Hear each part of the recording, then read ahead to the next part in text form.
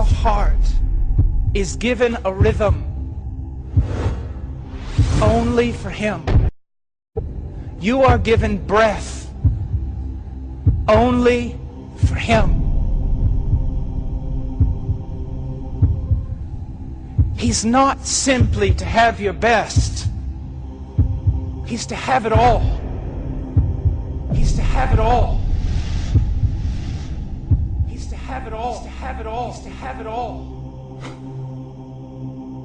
Whether you eat or you drink or the most menial task, whatever you do, it's to be done for His glory and in the context of His joy and in the fellowship of His person. You were made for Him.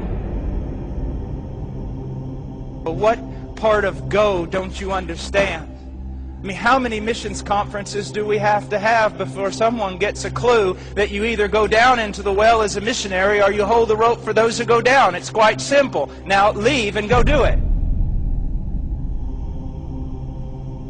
Say, we can light so many fires. We can do so many things in all our activity. But is God in it? Is it for Him? Is it a heart burning for Him? In most missions conferences, you have a man standing there telling you that there are so many lost people all around the world and we're God's hands and feet, and if we don't do what we're called to do, then God's hands are tied and there's nothing to be done and the nations will be lost and God will be lonely and heaven will not be heaven. All of that is blasphemy. God will do His work. God is doing His work. God will be worshipped. God will be glorified. God will be rejoiced in. The question is, will you participate? Will you be a part of it? You're not the catalyst. You're not the great mover. You're not the cause behind all this. You are invited into the privilege of this. Don't you realize we are the most privileged people on the face of the earth? Because we are brought into a relationship with Him. Number one privilege. That we are brought into a relationship with our brothers and sisters in Christ. A privilege that we do not speak enough of. And we are brought into the privilege of being instruments of the glory of God. God will do the work. He will get glory for Himself. But He invites us to participate in that. Missions is always the doing of God. It is always prospered by God's zeal for His own name. It is always carried out by God's power. And He uses tiny, broken, sinful, weak individuals like myself. And like you.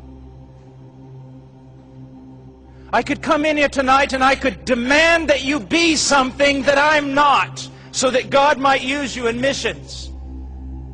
I could speak of great things and acts of piety and give you examples from 1,000 different people in history, but I have come to believe this. I myself have seen the power of God. I have seen multitudes converted. I have seen the miraculous. I have seen God do mighty things. But when I'm alone in the dark with Him, I know what I am. And it's not because I have reached some level of piety that has escaped my brothers. It is because God always works through broken, tiny, yea, even sinful, even frivolous individuals like myself.